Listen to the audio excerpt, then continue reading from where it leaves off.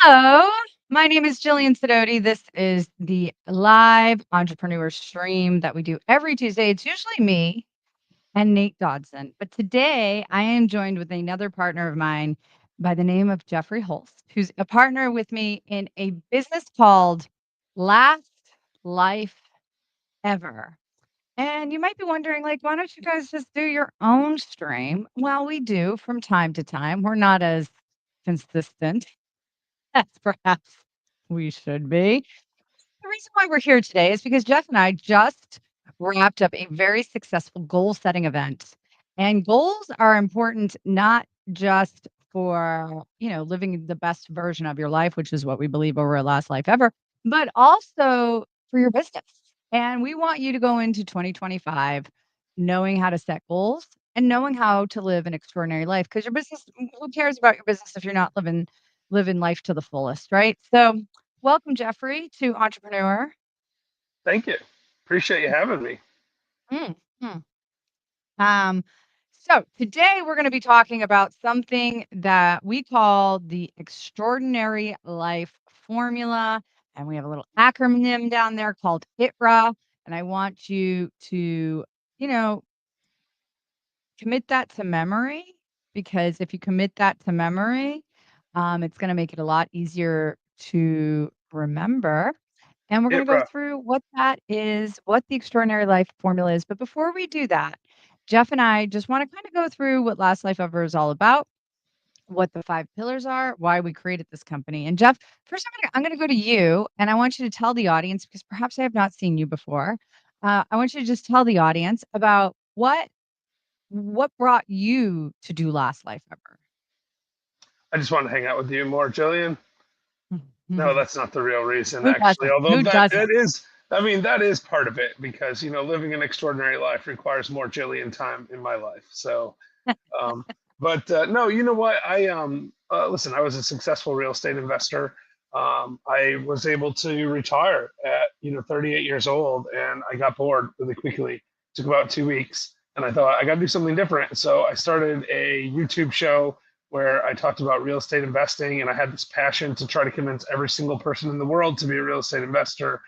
And I got a lot of resistance. People didn't want to clean toilets or fix toilets or deal with tenants, and um, at first that kind of irritated me because I really do think people should invest in real estate. It's a great avenue for investment.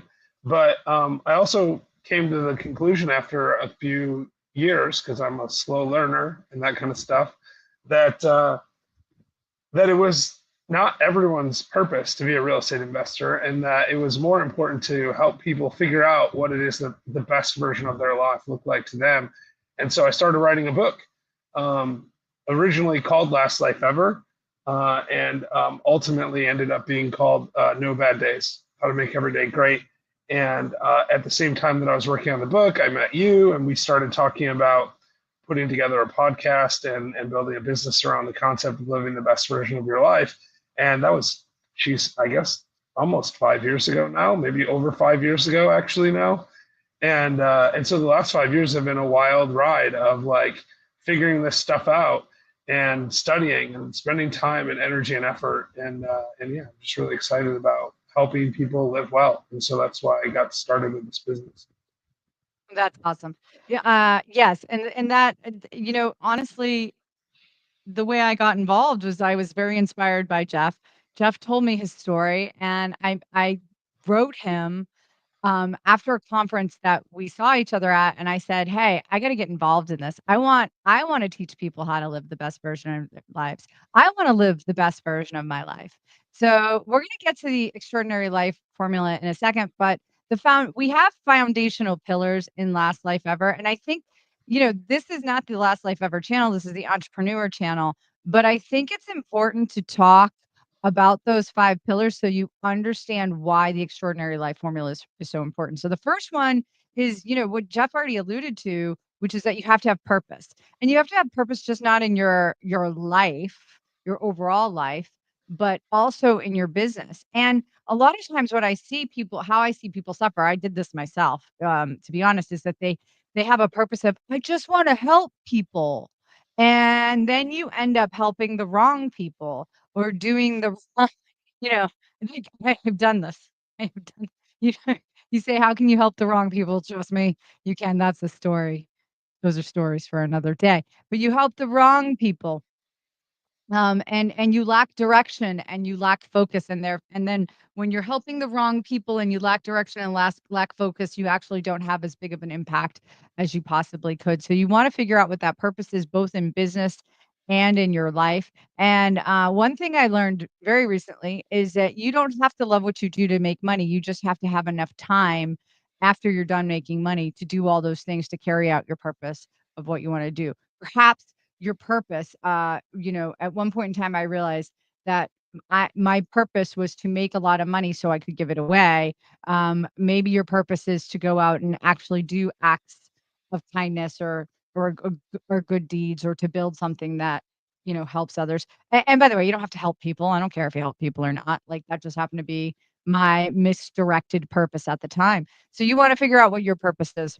And the extraordinary life formula is gonna help you that with that a little bit, and it will help you with that, not just again in your life and why we're talking about this on Entrepreneur, but also in your business. And another thing you need to have in life and business is what, Jeffrey? You have to have good habits. It's that's the second pillar, cultivating empowering habits, things that are going to benefit you. And these things build on each other.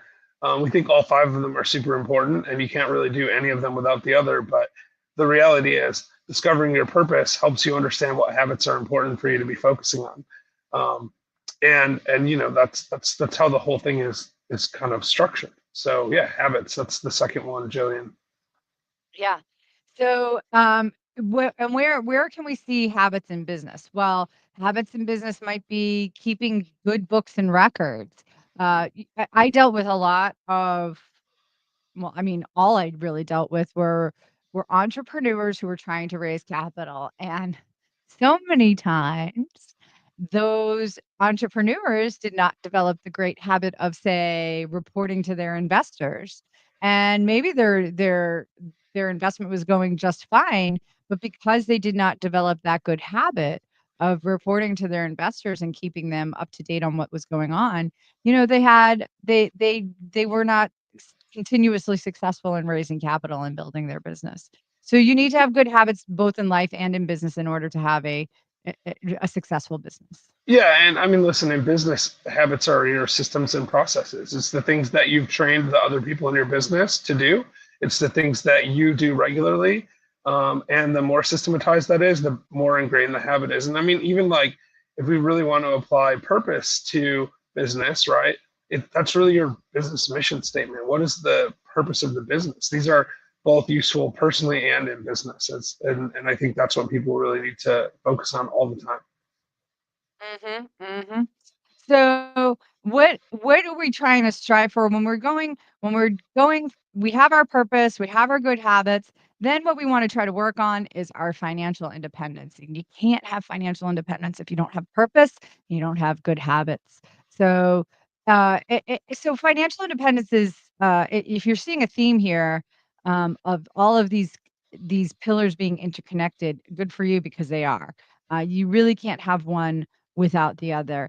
So you don't get financial independence unless you have purpose and good habits, and you can't. Um, and we want financial independence so we can do other things in life as well. Yeah. And, as far as applying the financial independence to business, of course, your personal financial independence is really important, but, being adequately capitalized, having good cash flows, making sure that you have, the right lines of credit in place, all of those things are really, really important. I mean, and, you said you can't have financial independence without purpose. I'm not sure that that's true, but if you did have financial independence without purpose, you wouldn't know what to do with that independence, right? So That's like it true. wouldn't be Yeah, useful. And so this is why they all build on each other, right? Like your business's mission statement matters. If you just have a big pile of cash and you don't know how to deploy that capital, it doesn't help you that much. And so yeah, it's really important that you focus on all five of these simultaneously and keep working to shore up your business's financial independence and cash positions and income all the time. And right. and really that's how you build a moat around yourself for harder times because we know the economy is what it is right now, but at some point it's going to be better. Some point it's going to be worse. Like it's always changing, and you really need to like develop that independence and that this is really a defense pillar at this point. Like this is the thing that protects you in a downturn, and gives you abundance in an upturn. Yeah. So next, what do we do with that financial independence that we so we stockpile our cash. Well, you know, cash is no good if you don't use it. So what we want to do is deploy that cash to do extraordinary experiences. And by the way, extraordinary experiences don't always take cash. They don't always require financial independence. It's just sometimes easier to do so. And, because for me, one of my extraordinary experiences was working for 4 years at a food pantry. I found that to be an absolutely extraordinary experience where I learned so much. I grew as a person. I met amazing people and worked with amazing people every day. And you know what I was doing? I was showing up at a food pantry at 6:30 in the morning and giving out bread. And that's all I was doing. I was moving boxes and giving out bread. So, extraordinary experiences don't necessarily have to cost money, but if you wanna do some of the extraordinary experiences, like with the people we're talking about in our goal setting event this past weekend, is they wanna go to Antarctica. How many people, Jeff, did we have tell us that they wanted to, uh, go on a safari in Tanzania? Oh, so many actually. I think there was like 25% of the room or something like that that was on their Right. list. Safari, not always Tanzania, but Tanzania or other places in Africa, but at least 10 or 15% said Tanzania specifically. Which Jillian, I love Tanzania. I've been there 3 times, and I know you've been there once because I was there with you one of those times that you were there. And I mean, yeah, I would encourage people to do that. But when we're thinking about this in business, I can see somebody saying, okay, cool, extraordinary experiences are great, but like, what does that have to do with business? But the thing is, um, a couple of things. One, first, if we don't have that downtime to do extraordinary things, and like you said, doesn't have to be expensive, doesn't have to be Tanzania, can be just taking a break and walking on the beach or walking with your kids in the park, right? It can be whatever. If you don't have that downtime, you're not going to be able to function at the highest level in business. People who don't take breaks burn out. People who take breaks and have experiences and enjoy their life not only have a better life, but they also have a better business. Right, right. And the thing is too, like one thing we learned, I'm gonna put a picture up here in a second. But one thing that we learned as in applying these principles is that your financial independence doesn't have to be independent of your extraordinary experiences or independent of other things. Financial Well, independence you means have your that business you can do for whatever you that. want, right? Yeah, I mean, what we had an extraordinary experience this weekend, and that was part of our right, business. Like we got to right. hang out with people that we loved in a cool place in San Juan, Puerto Rico, in a 500-year-old city. We got to go to on a sailboat. We got to go have brunch in fancy restaurants, and it was all part of our business. So like, um, you can craft that. It can be, I think I remember back in the day, you were taking people from your law firm and you were taking them to, Hawaii for like marathons, half marathons and stuff like Yeah, that, right? Like, that's right. you were working together to enhance your business by having those extraordinary experiences, and that's a really Right, important right element of within the business. business itself, for sure, for sure. And I'm trying to pull up a picture here, but I'm having a hard time. But before I pull up that picture, I just want to say to anybody who's watching right now, if you have any questions or comments or things you want to hear us talk about, just put them in the comments below. We'll see them in real time. If you're watching this live, of course. And if you're not watching this live, I still want to encourage you to put comments below because we'll come back and answer them for you. We For we sure. love getting feedback and we love knowing what, is what's on your mind, right? So, I'm gonna just show this slide right here from a presentation we did. Um, this is Jeff. Jeff alluded to both of these things. On the right there is us on a boat that we both invested in. And so we invested in this boat we got a return on investment on the boat. And not only did we get a return on investment on the boat, but this past weekend we were able to take people out on the boat and sail around San Juan. And it was a magnificent, extraordinary experience. We had some amazing laughs. The weather was beautiful. The sun and the wind were just perfect. And we had some drinks and some pastries, and it was just awesome. And like, Oh, that's I'm how not you sure, can integrate. Jillian. I'm Yeah. not sure the sun was perfect. I'm still a little sunburned, if you can't Oh, tell. that's right. You Uh, did get a sunburn on the back of your I'm a neck. little pink these days. So That's that's your own fault. That's your own sure, fault. Listen, sunblock could have solved that. listen. So, and what's this on the left-hand side? This is on the left-hand side. This is Jeff and I looking at a property in Tanzania. We talked about how all these people mentioned they wanted to go to Tanzania.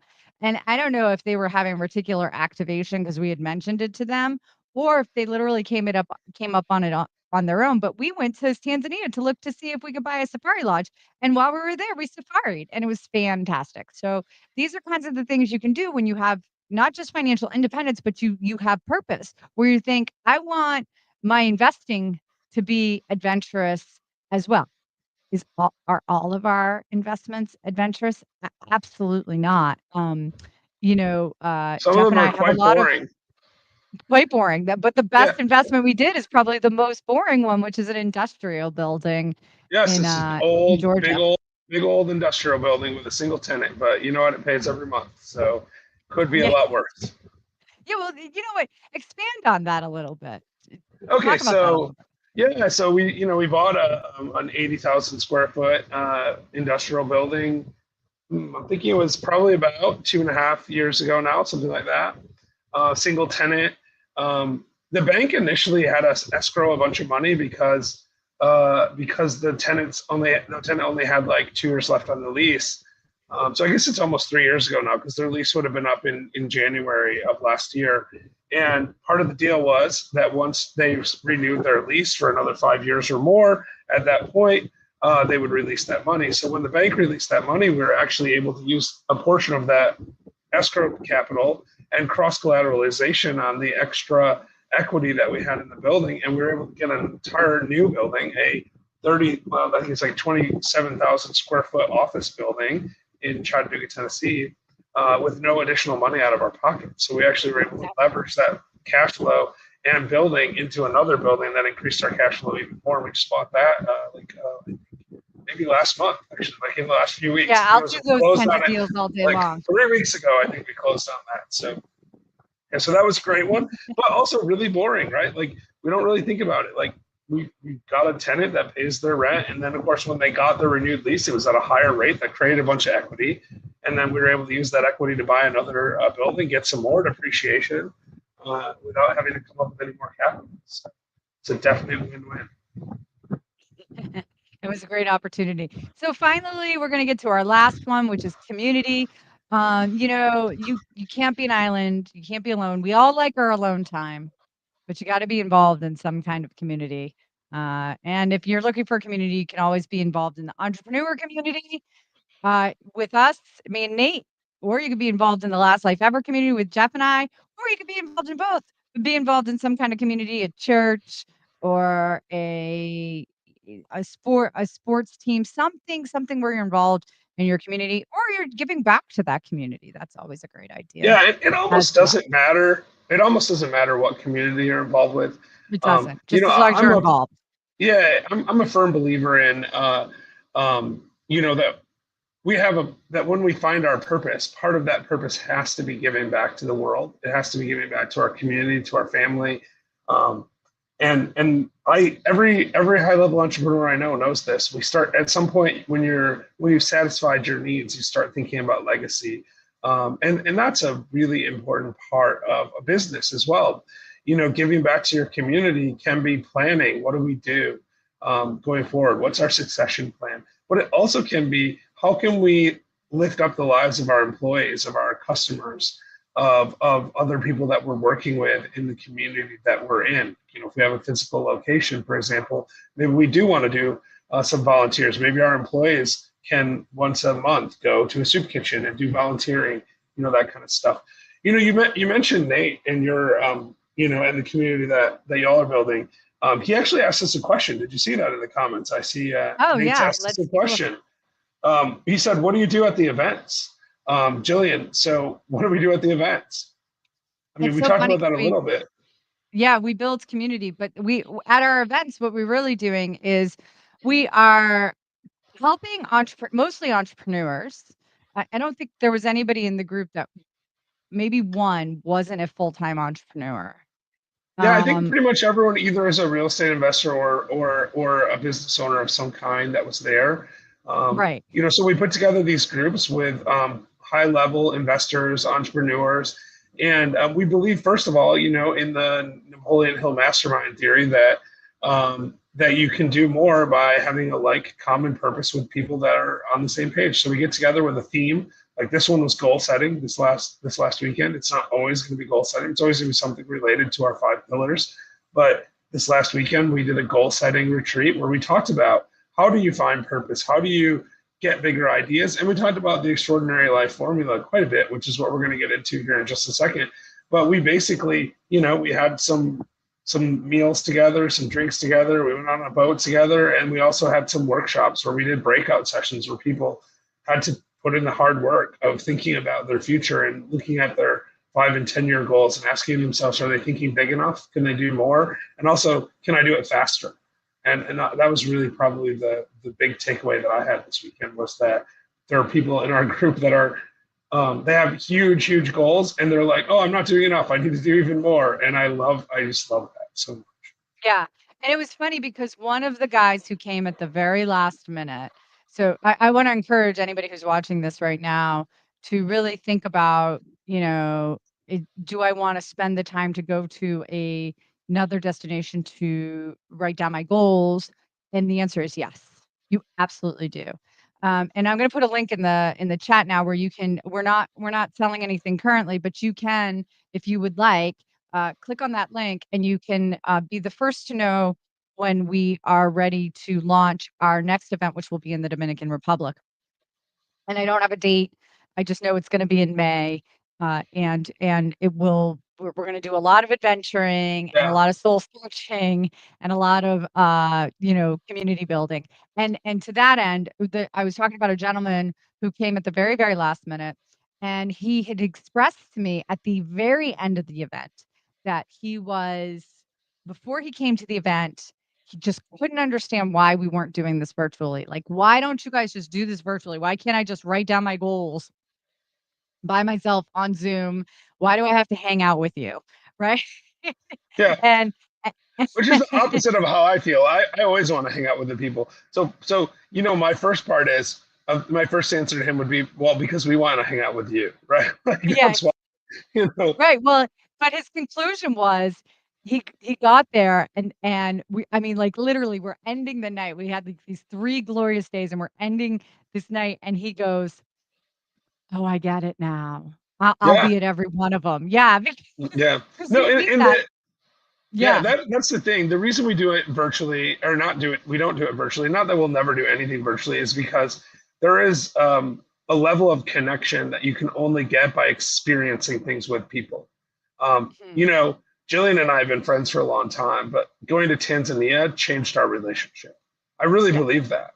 Mhm. The first time, I mean, we had done tons of Zooms and podcasts together, and then we went and we met in Vegas for a weekend with her family and me and some other people, and we had a great time. It was really amazing, and that made our relationship a lot stronger. But then the next time that we traveled together, it really changed our relationship. So much so that now, like, if I don't see Jillian every couple of months, I start to feel Jillian withdraw, even though we talk like That's every day sweet. almost.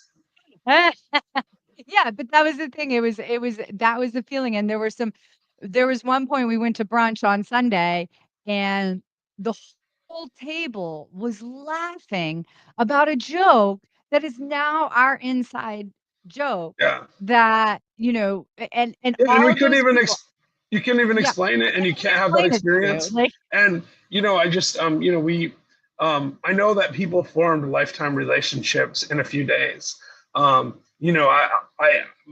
I talked to one person today that said that the most important takeaway they had was that they need to stay in contact with the people that they met this weekend. And I was like, Yeah. that's actually an interesting takeaway, but like it's so true. Like And this the is people that business were and there, life. Yeah, it's not yeah, just business, it's life. And I used to always get offended to that point, and let's get to the formula here in a second. But to that point, I used to get so offended when people said to me, "It's just business." It's just business. That business is what pays your mortgage, sends your kids to college, lets you go on extraordinary experiences, allows you to, pay a car payment for somebody who needs it. It allows you to give back to your community. It's never just business. Don't ever let anybody tell you it's just business. It's never just business. And part of business is community, and a community that lifts you up. And that's what we had this weekend. And at the end of the weekend, a bunch of people actually donated to the Last Life Ever Foundation. We do have a nonprofit. We usually don't solicit no donations. People ask to invest. We usually just self-finance it, Jeff and I.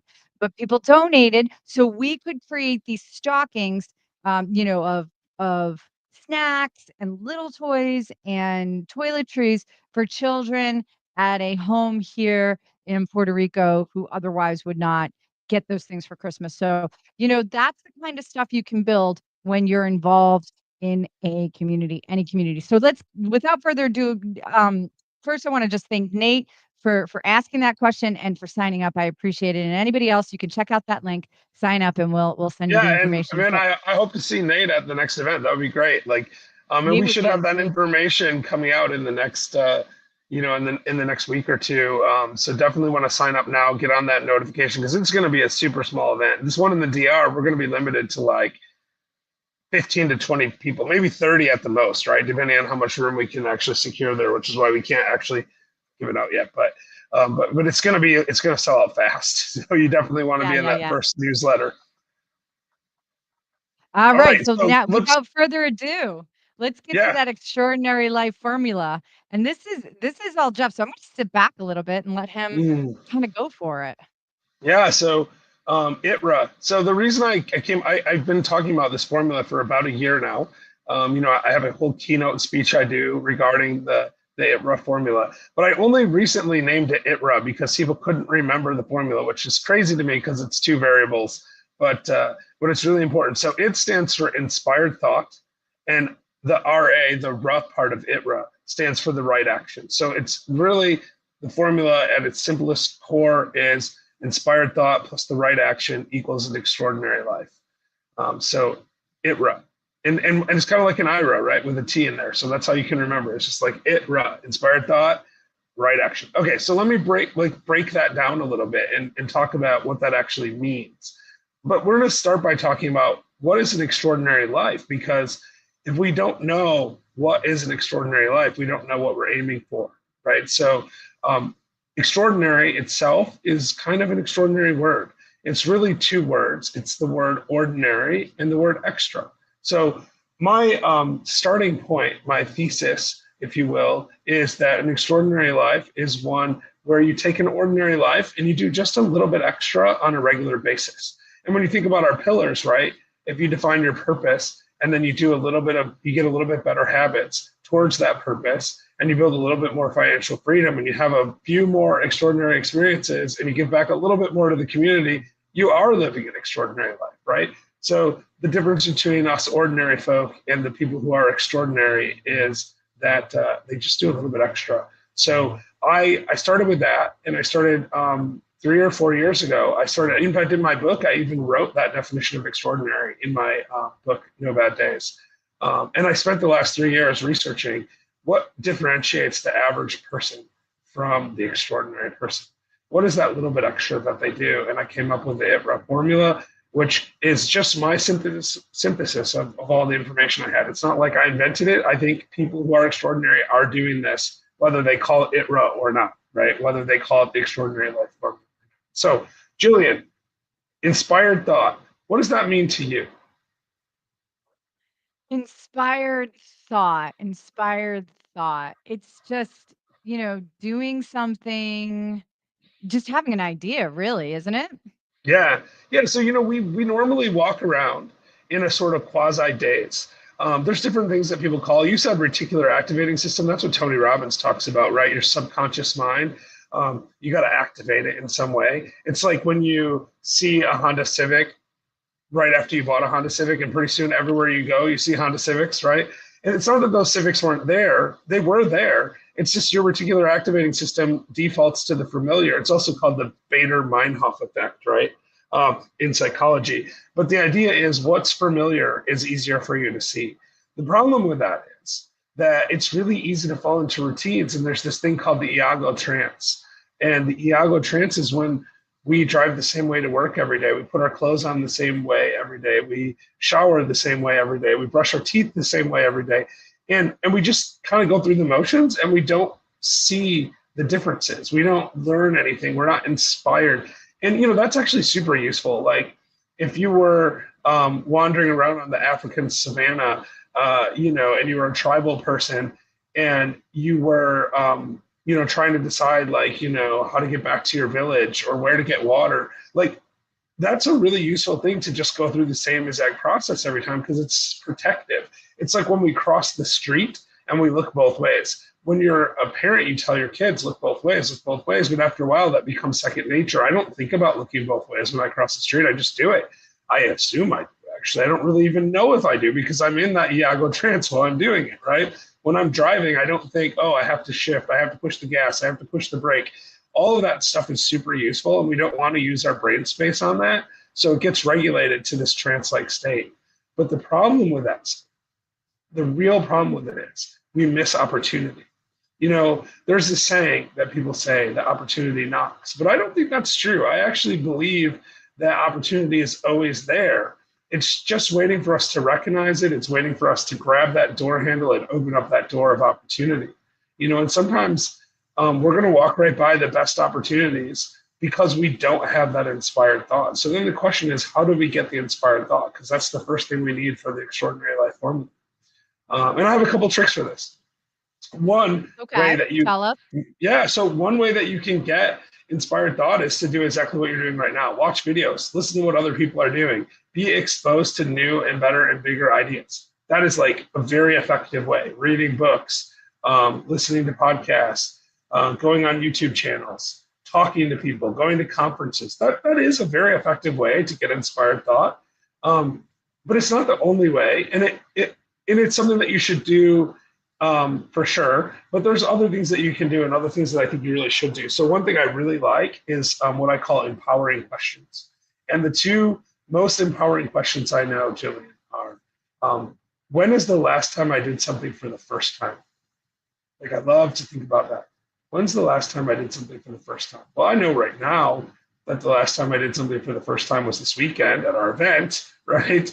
But I don't always know the answer. And when I stop, and I do this at least weekly, once a week, and think, what have I done new lately? Like, when's the last time I did something new? Like, and it could be, learning to scuba dive or, going to Tanzania, but it could also be going to a different Starbucks. It doesn't actually matter what it is. It's just something that gets you out of your routine. Driving a different way to work is a good example of this. When I had a regular 9-to-5 job and I was just starting investing in real estate, I would try to drive a different way home and back to work as many times as possible. And I would do that because I knew that I would learn about different neighborhoods. And when I got done having a regular 9-to-5 job and I retired for a short period of time before I started Last Life Ever in my real estate business, changed the nature of my real estate business to do some other stuff there. Before I did that, I actually, for a short while, decided to drive Uber, not because I wanted the money. In fact, I was driving around in a Mercedes S500. It was getting 19 miles to a gallon, premium gas, right? At a time when gas was more expensive than it is now, because this was like 2017 and there was 2016, and there was a little blip of time where fuel was really expensive. So I was paying like $4.50 a gallon for gas, and I was getting like negative money for every ride that I took as an Uber driver. And people were like, why are you doing this? And I'm like, because I want to see where the apartment buildings are. I wanted to invest in apartment buildings. I was switching from single family homes to apartments. And I realized that a lot of people that drove Uber, or a lot of people that called Ubers, were apartment dwellers. So I'd pick people up at apartments and they'd say, this is the nicest car I've ever been picked up in an Uber. And I'd say, cool. You want to know why I do it? It's because I'm interested in apartment buildings. What can you tell me about your apartment building?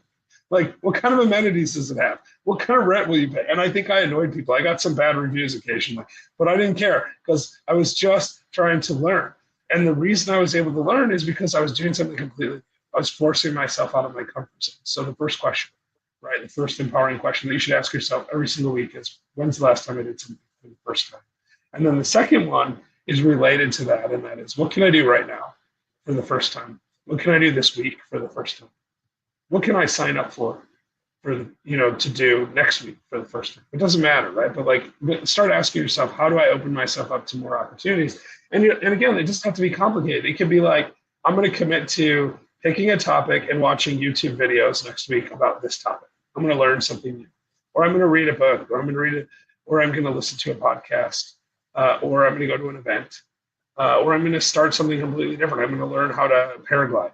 I don't know. I just said that because someone's paragliding outside my window. I'm here in Puerto Rico, and I've got this like great view, and somebody just like literally paraglided by my window. I'm like on the 12th floor, and they were like even with me. I think I could have like winked at them or something. They were it was just kind of crazy actually.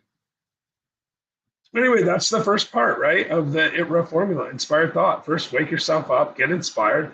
And then the second part is right action. So how do you know what the right action is? Well, there's two parts to right action. The first is knowing what the right action is. The second is actually taking action. So the first one is, how do you know what the right action is? And that's just asking really good questions. That's what, where, when, why questions. That's drilling down on your numbers, on your business. If you're applying this to business, right? Let's say you're thinking about starting a new business. You have this inspired thought. I want to be I want to start my own coffee shop. Let's just say that's what your inspired thought was. So now you want to be a coffee shop owner. Well, the first question I would ask you is, what do you know about running a coffee shop? And where is your coffee shop going to be? And why is your coffee shop going to be successful and there isn't one there now? What are you doing to differentiate yourself? But you really do need to spend a lot of time thinking about those questions, because you want to niche further and further and further down until you can really answer what it is that makes my unique business proposition or my unique goal different from everyone else. That's a really, really, really powerful exercise to take. It's kind of like, Jillian, if you've got one of your kids and they just keep asking you why, like, hey, can we have pizza? No. Why? Right? And then you say, well, pizza's not healthy. And then they say, why? Why isn't pizza healthy? And then you're like, well, it has too many carbs. And then they're like, why? And then you have to, but that's actually a really useful exercise. Just keep asking why until you get to that last question where you're like, because it is. This is the answer. So once you get to that right action and you know what that right action is, then you Yeah, have to figure unfortunately, out. sometimes in those situations as a parent, you just go, "Because I said so." Yeah, right. Well, I was only using the example so that so you could counter apply it to business. Not a good Yeah, solution in business to say because I said so. I've known people that have no. done that, by the way. People that are so sure about their business idea that they failed miserably. Oh, I want to be a coffee shop owner. And you say, well, why do you want to be a coffee shop owner? Because I want to be a coffee shop owner. That's not the Right, right right, right. answer, right? Like Yeah. it's not gonna, like, you don't get to the right action if you don't ask the questions and then really niche down. You got to be honest with yourself. And this is where accountability is really useful, right? Like dealing with other people. Maybe part of that asking the right questions is meeting other people that run coffee shops and figuring out what the metrics are, figuring out what the KPIs are. I'm picking a coffee shop at random, but like it's true of any business. It doesn't matter if you want to be a real estate investor, you want to raise capital for your business, you better be able to answer these questions. It's really important. Um, and it doesn't matter what kind of business it is. If you're going to raise capital, you better have good answers because those investors are going to ask questions. And to be honest, if they don't, you might not even want them as your investor because they don't know what you're doing. So that's what I would definitely ask really good questions. And then the second part is taking action. Once you've identified that right action, the second part of right action is actually doing it. And this is where accountability really matters. You can do that by speaking it into existence, right? You can declare that you're going to do it. I have a mentor that told me a definition of integrity that I really like, and it applies to all of this stuff we're talking about, but it applies to the action part a lot. And that is, if you want to be fully in integrity, you have to have your thoughts, you have to have your actions, your words, all in alignment. right? So you ask the why questions, the what, where, when, why questions to get your thoughts in the right place. Then you start talking about it, and then you do it. If you can do that, you're going to have an extraordinary life. So you're going to take action by being fully integrous, and then you're going to say, you're going to tell people what you're going to do, and that's going to create accountability. And you can do it through other things too. Accountability groups are amazing. Mini masterminds, coffee clubs, you know, hiring people in your business is actually a great way to have accountability. Because you know what? If you hire a general manager for your business and you hire a marketing director for your business, they're going to expect you to show up, right? Because they want it done right.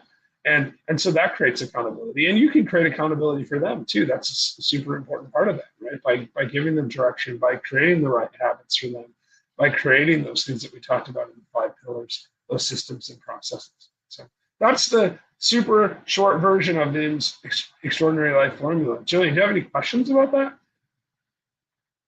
I don't have any questions per se, but you did say something about masterminding. And one of the things I always find fascinating is in our mastermind, and this is not a sales pitch for the mastermind. One of the things in our mastermind that I find fascinating is somebody will tell us their goals so many times.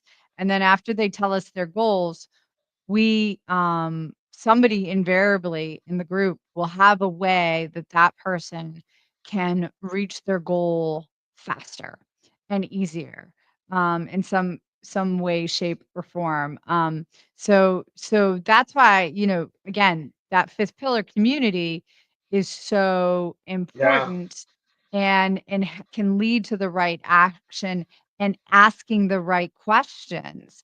Right now in our mastermind group, we have a group of people who are looking at buying a property in Italy together, for example. We have another group of people who are looking at investing in like some businesses together. So that's why you want to have community, and you want to have a community where it's not a superficial relationship, it's a real relationship. So, number 1, you can get inspired from those people. It's hard to get inspired by people who you don't trust and don't trust you. And you can ask questions where you can feel comfortable and vulnerable enough to ask the right questions. And you have to have enough of a consistent relationship with those people on a regular basis. And for us, our mastermind people meet once a week. Now they meet virtually. It doesn't have to be in person, but there is something about getting together every once in a while in person Which is and why having we that invite personal meeting.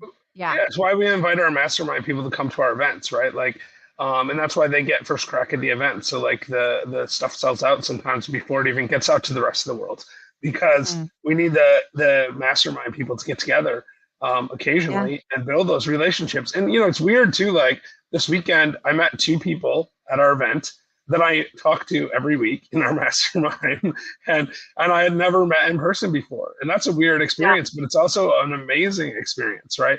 Yeah. When you get to build that on that relationship. And I trust those people so much because we talk to them every single week about their goals, and we tell them about our goals, and we hold each other accountable for those goals. And if you're that level of vulnerability, these are some of your favorite people in the world once you really get to know them, because they're making you better, you're making them better, and your life and their life becomes uh, better than it would have been in either case. So it's like it creates this feedback loop that just makes everything better.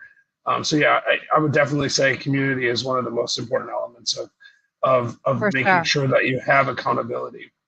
For It sure. also helps And with then and inspiring you also though. yeah, the accountability, that's a great point, because then you go back to, like, the habits and, like, what so you have this inspired thought, and then you take the right action. But, like, the right action might not just be that action you take one time. It might be the consistency of whatever action you take, like losing weight, right? Yeah. As a matter of fact, after we get off this call, I'm gonna go to the gym. You can't go to the gym. You can't take the right action of going to the gym once and expect, like, a miracle to happen. You've gotta go consistently all the time, and that's a habit. And how do you create a habit? Well, you a huge part for me, and I think a lot of the people I know, is that you have to have accountability. And Yeah. so that's again what community creates, is that it can help you with that accountability. Right. Well, and the thing is that going to the gym is just a personal KPI, right? It's a key Yeah. performance indicator for your life.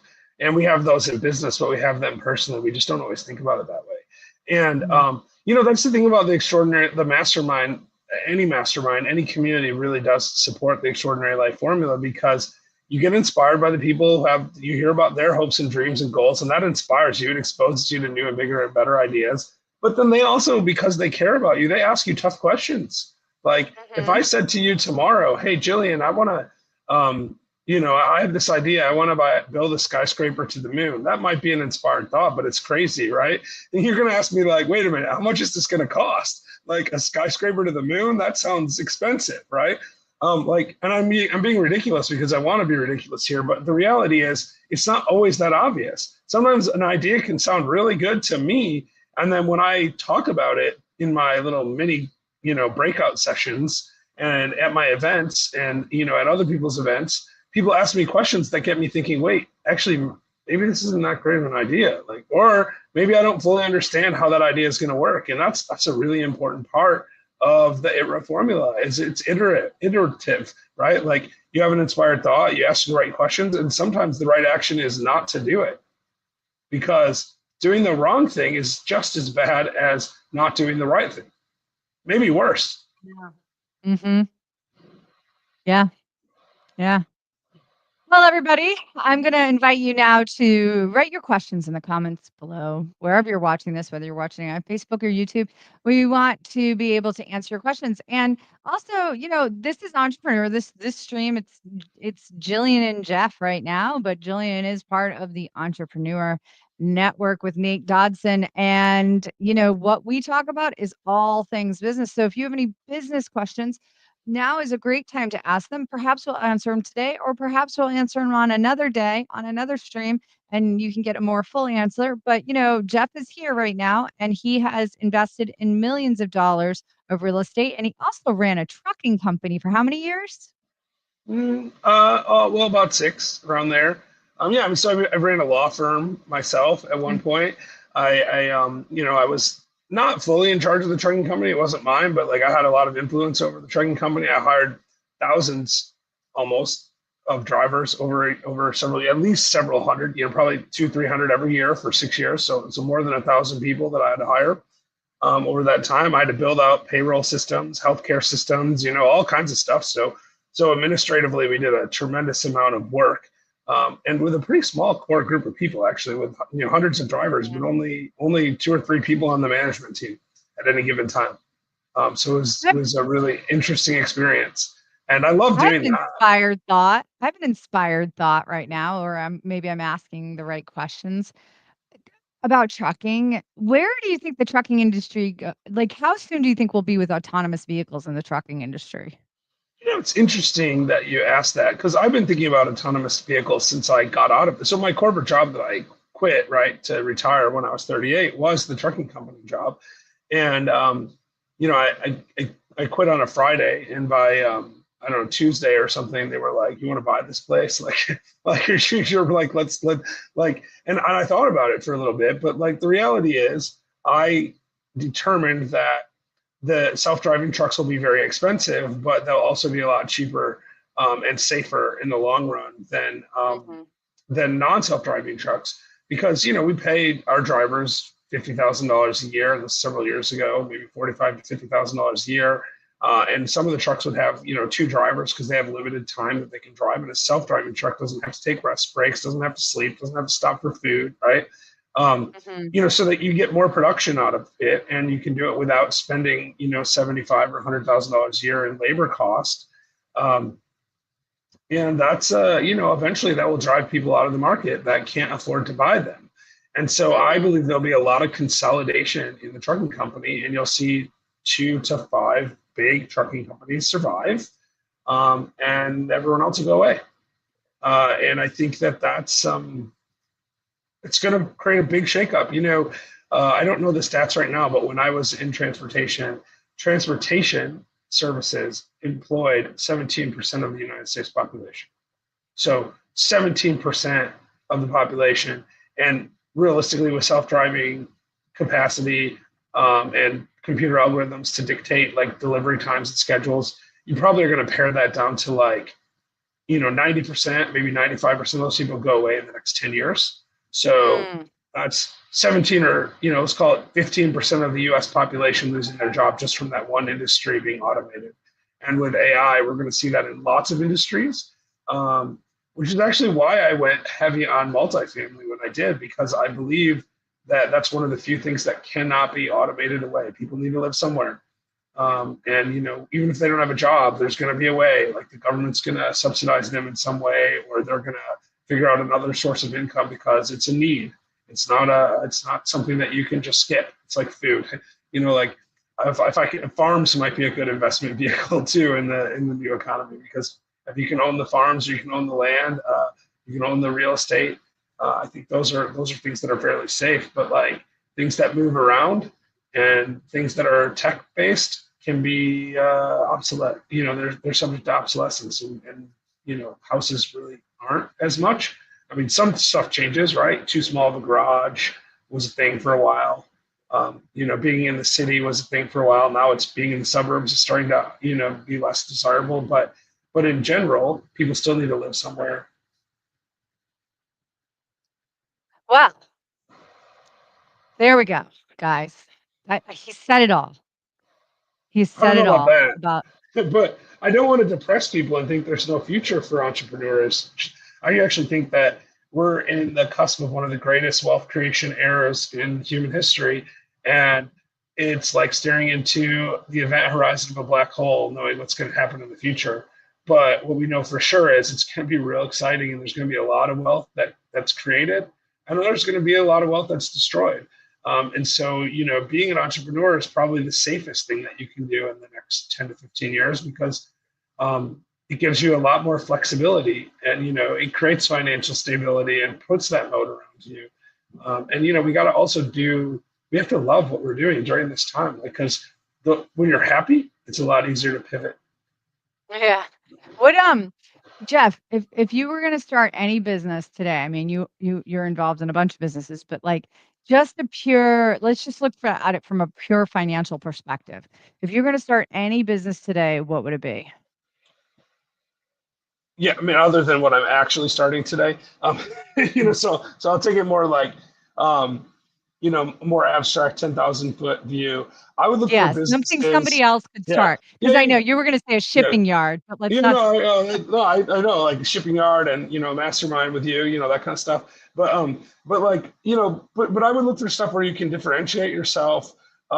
In particular, like if you're going to get into manufacturing or something like that, figure out a way that you can create a moat around yourself. So like for us with the shipyard, we're looking at what kind of tax incentives Puerto Rico offer that are going to make it so that we can outcompete our potential competition, right? Things that we can that's the high barrier to entry thing that I can resolve, right? That's to me, I would look for stuff that you can have a high barrier to entry, so you can build a moat around yourself. It doesn't have to be manufacturing.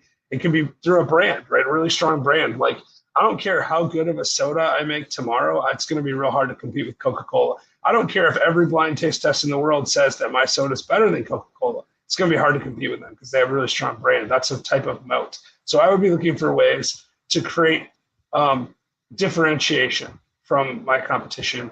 I wouldn't really worry about what kind of business I start as much as how can I differentiate. And that's where the ITRA formula is really helpful, because you ask those questions early in the process and figure out why is it different, right? When I was talking about the coffee house, I was like, why this location? Why a coffee house? How do I make my coffee house better? Like Starbucks did that. Coffee houses existed forever, and then, Howard Schultz comes around and he's like, I'm going to do it different, right? I'm going to differentiate, and I'm going to create a brand that people are going to want to go for. It doesn't matter if I like Starbucks or hate Starbucks. I'm never going to not know what a Starbucks is. And so I think that's what I would do. I would pick whatever field I want, and then I'd figure out how to differentiate myself from everyone else in that field. pet sitting, dog grooming, Yeah, sure. Why not? arborist. Hey, What? listen. why not dog grooming? You know, like I mean, or pet sitting. Like, you know, a pet hotel is something that didn't exist 10 years ago, 15 years ago, maybe Yeah. 20 years ago. It didn't exist. Now they're everywhere, right?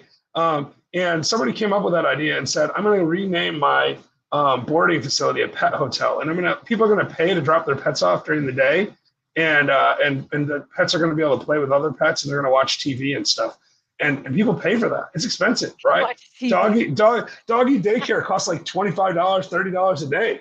And I know people that send their dog every single day to doggy daycare.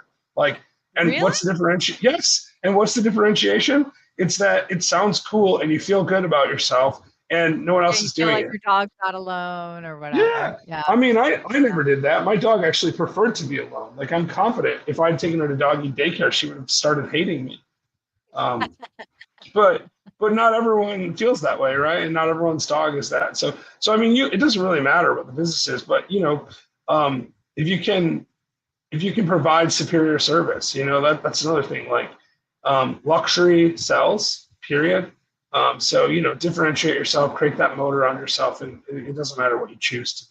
It'll be fine. Yeah. So we're gonna wrap up here, guys. Thank you so much, Jeff, for joining me today and talking about the extraordinary life formula. You guys can check us out. Check out our Facebook group. That's the best place to check us out because in the Facebook group, you can hang out with us. It's free. It's the Last Life Ever Facebook group. I'll put it up here for Yeah, you it's actually all. it'll say last life ever and then parentheses private group. So last Yeah. life So ever.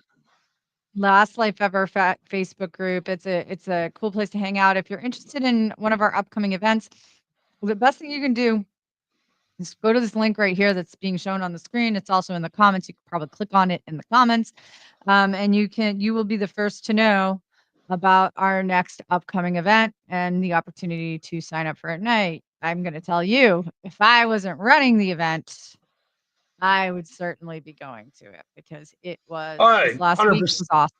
Yeah. 100% agree with that. The only thing that disappointed me about the event this weekend is that I was running it and I couldn't participate at the level that I wanted to. Like, I had to make sure everyone else was on, on doing their On exercises and task. knowing what Yeah, to I do, know. I know. staying on task. And I had to watch the time and make sure we didn't go too long. And like, but other than that, it was amazing for me. And listen, everyone I talked to told me it literally changed their lives. Like, I've had just today, Jillian, 2 days after the event, just today, I had 4 different people text me and say, "Hey, I'm so glad I was there. That changed my life." Four people That's today, amazing. and we're 3 days after the event or whatever. So like it's I mean, yeah, and it's just starting too. This stuff is building. It's just going to keep getting better and better and better. So people need to sign up. Yeah, Yeah. extraordinarylifeevent.com/Dominican Republic, and you get on the list. You don't even have to commit to go to that website. You're just signing up to get information in the future. Just good information, that's all. So, and if you just wanna join our group, it's the Last Life Ever Facebook group, and just search Last Life Ever private group and join. You don't have to give us anything. We don't want anything. Just Yeah. come, hang out, participate. That's all we ask. Be part of the It's a private community. group, but it's also free. So Free, yeah, you free. know, You can post if you have a problem, you can post anonymously and someone will help you. We've done it several times. yeah, So, and I mean, thousands of people yeah. in there, and they're all really great people. I mean, I don't know every single one of them, but most of them seem to be really great people, and they're willing to help and answer your questions and give you insight. It's like a Yeah, little I've only free I've only, exit. in the 4 years or 5 years that that group has existed, I think I've banned 2 people, like, literally 2 people. Yeah, So I banned like 3 or 4 people, but that's because they were just like spamming their stuff out. But only oh, like yeah, yeah, I Yeah, don't count. yeah, I meant for being, yeah, like, yeah, yeah. But there were a couple. There's only been a couple people that were actually jerks, right? Like there's yeah, those like marketing spam bots. Like I ban those all the time, but I usually yeah. don't let them in, right? Like try to determine if they're real Yeah, people or not before they you get can in the usually group. figure out. Yeah. Yeah, so don't be marketing spam bots need not apply. Yes, if That's you're a what marketing you are. spam bot and you're watching this, don't even bother. Yeah, exactly. All right, everybody, have a wonderful rest of your week.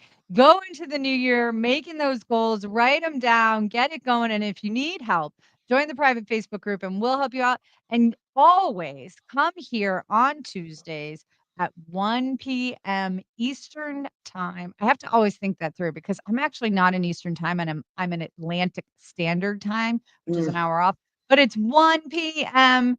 Eastern Time, 10 a.m. Pacific Time. I'd be remiss not to say noon Central Time, which is where Nate is. Nate and I will be together next week, and we'll have another episode of Entrepreneur. We'll talk about your business and what you can do to improve your entrepreneurial life. All right, everybody, have a great one. Talk to you soon.